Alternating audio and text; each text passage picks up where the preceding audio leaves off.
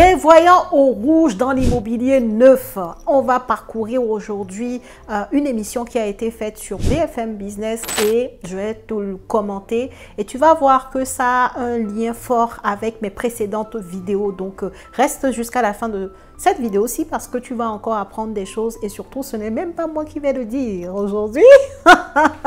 Aujourd'hui, c'est même pas moi qui vais te parler, je vais juste te les commenter et te faire des liens et surtout, point très important, des opportunités qui se défilent pour moi, hein, de mon avis, de ma conviction, face à ces réalités-là. Donc, reste jusqu'à la fin de cette vidéo. Bonjour à tous et bienvenue sur cette chaîne destinée à l'investissement immobilier. Je suis Céline Médéou, épouse d'Orido. Je suis immopreneur, une personne qui fait du business avec l'immobilier, qui gagne de l'argent tous les mois, tous les jours. C'est ce que je t'apprends à faire sur cette chaîne au travers de mes contenus et également au travers de mes formations, de mes accompagnements. Donc, si le sujet t'intéresse, abonne-toi à la chaîne si ce n'est pas encore fait. Active ta cloche de notification pour ne pas rater mes futures publications.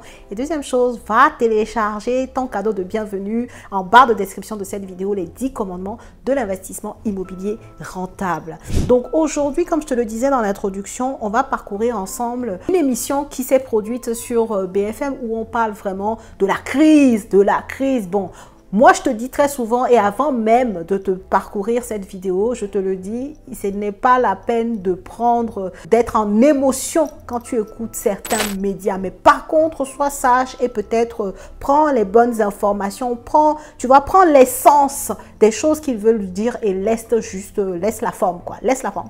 Prends le fond, laisse la forme. Donc, on va parcourir la vidéo ensemble que je vais commenter sur l'immobilier en France.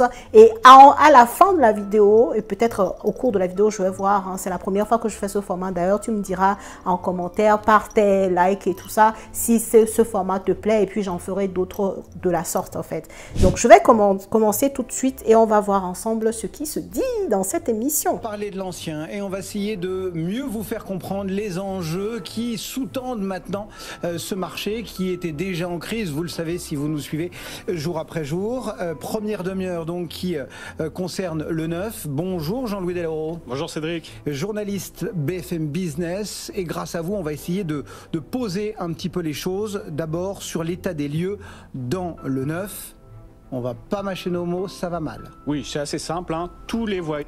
Bon, quand tu les entends comme ça, on va pas mâcher nos mots, ça va mal. Toi, tu commences à paniquer chez toi. Non, on ne panique pas, on reste concentré sur le fond, c'est très important. Sont dans le rouge.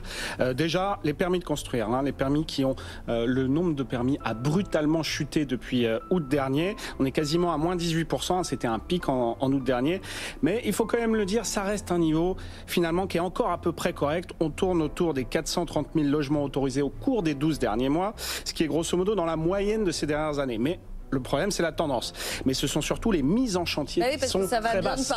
Ça va très bien à chaque fois de parler des permis de construire, mais une fois qu'on a le permis, encore faut-il que ça se traduise par des logements qui sortent de terre. Tout à fait. Et d'ailleurs, il n'y a jamais eu un tel décalage entre le nombre de permis et le nombre de chantiers lancés. Donc, on voit bien qu'il y a un souci. Et donc là, on est à peine à 350 000 chantiers qui ont été lancés au cours des 12 derniers mois. C'est un niveau qu'on n'avait pas vu depuis la pandémie, tout simplement, le confinement. Et sinon, il faut remonter à 2014-2016 pour voir de tels niveaux. Or, la population française était bien inférieure. Et puis, c'est ce que je vous disais, on sent que ça va s'empirer dans les mois qui viennent. Alors, bon, je ne sais pas si tu as entendu, hein, le nombre de décalages, le décalage entre les permis de construire qui ont été octroyés par les mairies et le début de chantier de construction de ces biens-là. En fait, c'est tout bien confondu, hein, que ce soit les particuliers qui achètent leur résidence principale, qui font construire, que ce soit les promoteurs immobiliers, tout ça c'est confondu entre tous les permis qui ont été délivrés et les constructions qui ont commencé, il y a un gros décalage. Et ça, déjà, ça doit te donner un indice. Et si tu vas réécouter mes vidéos, en fait, je n'avais pas vu cette vidéo-là avant de tourner les miennes, en fait. Je l'ai découverte après et je me suis dit, ça serait intéressant de faire une réaction dessus. Si tu vas voir mes vidéos précédentes et tu vas constater que dedans, je te parle justement du fait que c'est très tendu aussi dans le neuf.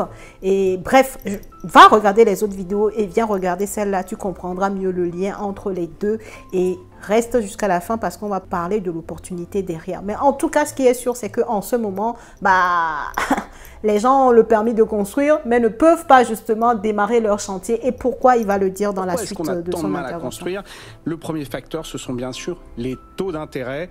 Face à l'inflation, les grandes banques centrales n'ont pas vraiment eu le choix. Il fallait remonter les taux pour calmer l'inflation. Mais résultat, la remontée a été brutale, notamment dans l'immobilier. On a emprunté à 1%, autour de 1% début 2022. Un an et demi plus tard, c'est 3 fois plus. On tourne autour de 3,3%. Ça, ce sont les derniers chiffres de l'Observatoire Crédit Logement CSA.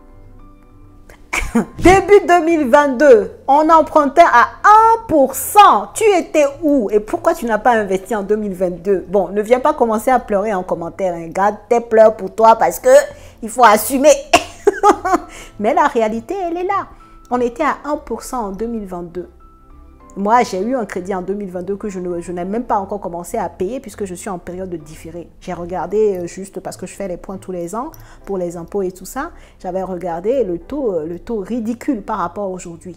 Ridicule. En plus, il le dit, les taux d'aujourd'hui, bon, par rapport au moment où lui, il a tourné cette émission-là et maintenant, les taux ont encore un peu augmenté. Sur 20 ans, on se rapproche des 4%. Et sur 25 ans, on dépasse un peu les 4% en termes de taux d'intérêt, en fait. Et je sais pas, les taux ont triplé. Qui dit des taux plus hauts, dit des budgets plus petits pour les acheteurs. Ça veut dire quoi très concrètement, Jean-Louis, en termes de perte de pouvoir d'achat immobilier, cet impact taux sur nos capacités d'emprunt?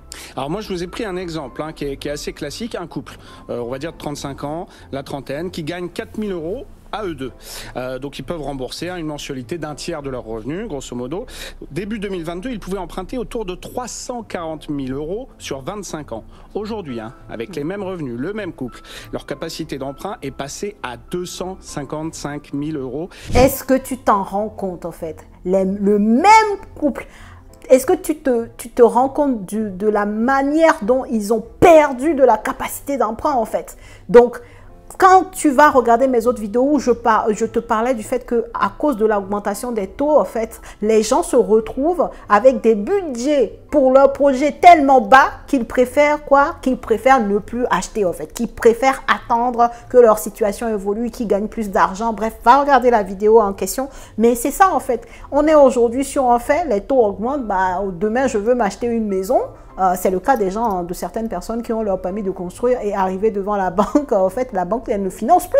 Parce qu'en ce qu'elle leur a dit il y a 6 mois, allez-y, vous pouvez le faire, vous pouvez aller trouver votre terrain, on va vous financer. Et 6 mois après, quand les gens reviennent, en fait, les taux ont tellement augmenté que ces mêmes personnes-là, 6 mois après, ne peuvent plus, en fait, prétendre à l'achat dans les montants qu'ils amènent à la banque. Donc ça, c'est factuel, en fait. Ils ont perdu 85 000 € en 18 mois, c'est considérable. Et puis, c'est encore pire si on regarde en mètres carrés, parce que les prix, eux, ils ont augmenté. Oui, parce que les prix, on le dit, ça commence à se détendre un tout petit peu dans l'ancien, mais sur le neuf... Ah non, non, absolument pas, c'est même tout le contraire. Les prix ont encore gonflé de 6,6% sur un an en mai dernier. Ça, c'est les chiffres du laboratoire de l'immobilier. Et avec un prix au mètre carré qui est quand même à 5 600 € en moyenne dans le neuf. Alors, pourquoi ça grimpe encore? Il y a plusieurs facteurs. Déjà, vous avez bien sûr le coût des matériaux. Il y avait eu une explosion des coûts avec la pandémie puis la guerre en Ukraine. C'est en train de se calmer, mais ça va dépendre des matériaux dont on parle. Par exemple, le prix du bois, lui, est complètement redescendu à son niveau d'avant Covid. En revanche, le cours du cuivre, lui, il reste assez élevé. Puis il y a aussi les coûts de l'énergie qui avaient beaucoup gonflé, là qui sont en train de se tasser, sauf que ça prend encore plusieurs mois avant que ça se retrouve dans les prix des matières premières. Tu vois, il t'explique le pourquoi en fait le prix du neuf a augmenté et que ce n'est pas prêt de s'arrêter en fait. Donc on arrive dans une situation où les taux d'intérêt augmentent, mais au-delà de ça, les gens qui veulent construire, les gens qui veulent aller dans du neuf, même les promoteurs sont obligés d'augmenter un peu les tarifs de leur logement. Pourquoi? Parce que il y a ce phénomène d'augmentation des coûts par rapport aux matières premières, aux équipements, par rapport à la main d'œuvre, par rapport à l'énergie en fait. Ils peuvent pas travailler à perte. D'ailleurs, c'est interdit en fait aux entreprises de travailler à perte, ce qui est logique. Donc, ils sont obligés pour rester dans la rentabilité d'augmenter leurs coûts en fait. Et au niveau des particuliers, comme leur capacité d'emprunt baisse, mais en même temps que au niveau des logements dans le neuf, ça coûte de plus en plus cher. Tu vois qu'il y a un déséquilibre en fait. Il y a quelque chose qui se passe et qui est évident, c'est que les gens ne peuvent plus simplement emprunter, en tout cas les sommes qu'ils voulaient au départ pour faire du neuf en fait, pour construire dans le le neuf ou pour acheter un appartement dans le neuf. Ils n'ont plus vraiment le budget.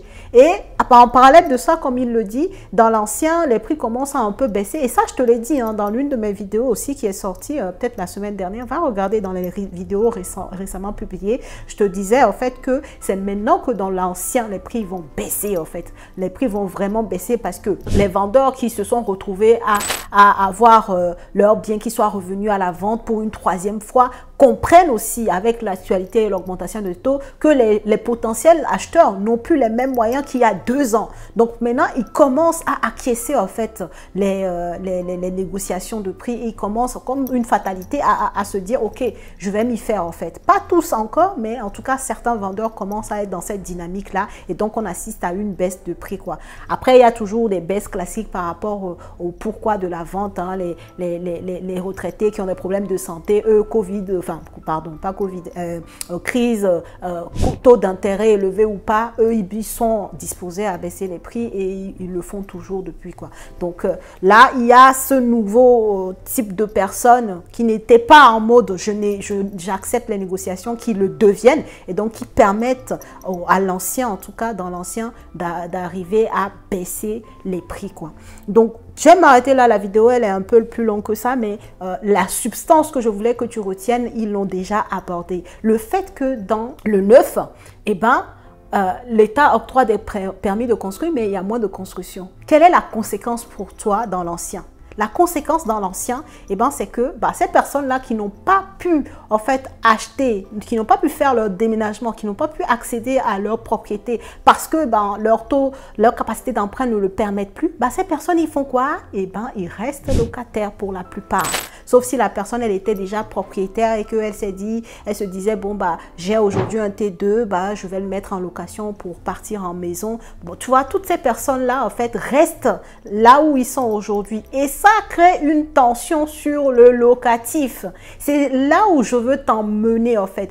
Tout ce qui se passe, toute l'actualité a des conséquences, tout en fait. Donc là, tu vois, je commence ma vidéo par le neuf, mais par ricochet, l'ancien est derrière. Parce que si le neuf n'est plus développé, s'il y a moins de construction, c'est que l'ancien va prendre de la valeur. Donc, si tu as un projet d'investissement immobilier et que tu es en train de regarder cette vidéo, s'il te plaît, prends-toi en main, prends ton projet au sérieux et active-toi en fait. Parce que là, on va vraiment être dans une période qui sera propice pour les personnes qui sont en mode acheteur. Si tu es acheteur, tu commences à arriver là vraiment dans la bonne période où dans le neuf, on arrive vraiment à un moment où les gens ne peuvent plus se permettre d'acheter, ou du coup ils restent locataires, ils voulaient déménager mais ils restent locataires. Or, on sait très bien que la population française ne cesse d'augmenter. Donc toutes ces personnes-là, qu'est-ce qui va se passer en fait? Il faut à un moment donné les loger d'une façon ou d'une autre. Ça va créer une tension sur les biens qui sont déjà construits, tout simplement. Donc l'ancien en fait, pour la plupart avec les logements qui ont été déjà construits dans le neuf. Mais ce que je veux dire, c'est que la tension sur l'immobilier déjà construit sera bien présente parce que dans l'avenir, on ne peut plus construire n'importe comment. En tout cas, aujourd'hui déjà, les difficultés qui sont là pour la construction, même si les gens ont les permis de construire, ils ne peuvent pas construire justement parce qu'ils n'ont pas les moyens. Tu vois ce que je veux dire? Donc là, si tu es intéressé, si tu veux investir dans l'immobilier, moi, je pense que tu es dans le bon air, là, dans la bonne période pour pouvoir faire ton investissement parce que dans les années à venir, pour moi, l'ancien va de toute manière, là, on va être dans une période baissière. C'est normal par rapport aux capacités d'emprunt et tout ça des gens. Les vendeurs vont accepter les baisses de prix. Donc, tu vas acheter un peu dans un creux comme ça. OK? Et ça va remonter après parce que les conséquences là, des permis de construire qui sont donnés sans que les gens ne puissent construire, tout ça là, ces conséquences, on va les voir dans les années à venir vraiment. Là, tout de suite, on ne va pas les voir beaucoup, mais avec le temps, en fait, on va voir cette grande tension là sur le locatif qui va de plus en plus être croissante parce que la population française ne fait que croître. Donc toi, en tant qu'investisseur, de façon générale, ton état d'esprit t'impose d'être dans le creux de la vague, d'accord? D'être toujours dans le creux, d'acheter quand c'est chaud sur les gens et quand ça sera plus haut, tu vas pouvoir vendre. Donc, j'espère que tu as compris, en tout cas, la conséquence, ce que je voulais que tu retiennes dans cette vidéo. J'espère que tu l'as retenu Et j'espère que tu vas en faire bon usage. Si tu as un projet immobilier, active-toi, achète. 2023 n'est pas encore terminé. Si tu as un profil stable, si tu as un peu d'épargne, tu peux investir dans l'immobilier. Et encore une fois, quand je dis d'investir, il ne faut pas forcément penser à l'immeuble de rapport. Oh, je ne peux pas acheter l'immeuble de rapport, donc j'attends. Non, l'attentisme là aujourd'hui est une erreur fondamentale, une grave erreur. Si tu es quelqu'un qui te dit j'attends que les taux baissent, mon cher, tu es dans l'erreur, je ne sais pas. Je n'ai rien pour te sauver, à part, il n'y a que toi-même qui peut te sauver en fait. Il y a tellement de faits, il y a tellement de choses qui se passent qui nous montrent que c'est maintenant qu'il faut investir, que si tu ne le fais pas, comme les gens qui n'ont pas investi en 2018, 2019, 2020 et qui pleurent aujourd'hui les taux d'intérêt, bah, tu feras partie de ces gens-là en 2025, 2026, quand tu te rendras vraiment compte qu'il y a une tension locative très forte, même dans les zones dans lesquelles on ne pensait pas parce que les permis de construire sont de moins en moins délivrés. Je t'ai parlé de la non-artificialisation des sols. Bref, il y a plein de choses qui viennent. Il y a aussi le fait que bientôt, je pense que je te ferai une vidéo dessus. Le Pinel sera à sa fin, à la fin 2024. Normalement, on ne parlera plus du Pinel. Donc, qu'est-ce que tu penses que les gens vont faire quand ils ne pourront plus aller dans le Pinel? À ton avis?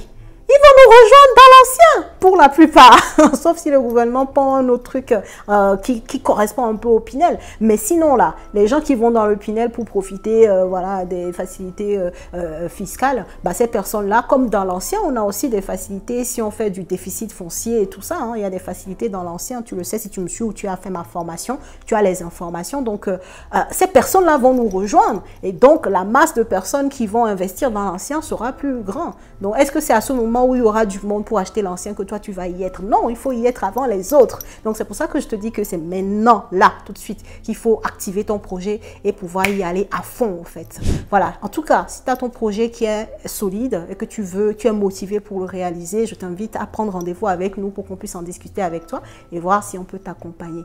Voilà tout ce que je voulais te dire dans cette vidéo. Dis-moi ce que tu en penses en commentaire, si tu avais vu cette émission-là, est-ce que tu en as pensé? Voilà, on est là pour échanger entre nous, donc dis-moi tes avis en commentaire. Mets ton pouce le plus joli sous la vidéo si elle t'a plu, surtout comme j'ai jamais fait ce genre de contenu. Donc dis-moi en likant par exemple, en mettant en commentaire si ce genre de format te plaît. Et puis j'en ferai d'autres comme ceci, quoi. Voilà. Je souhaite une très bonne fin de journée, bonne journée ou bon après-midi en fonction de quand tu regardes cette vidéo. Et je te dis à la prochaine vidéo.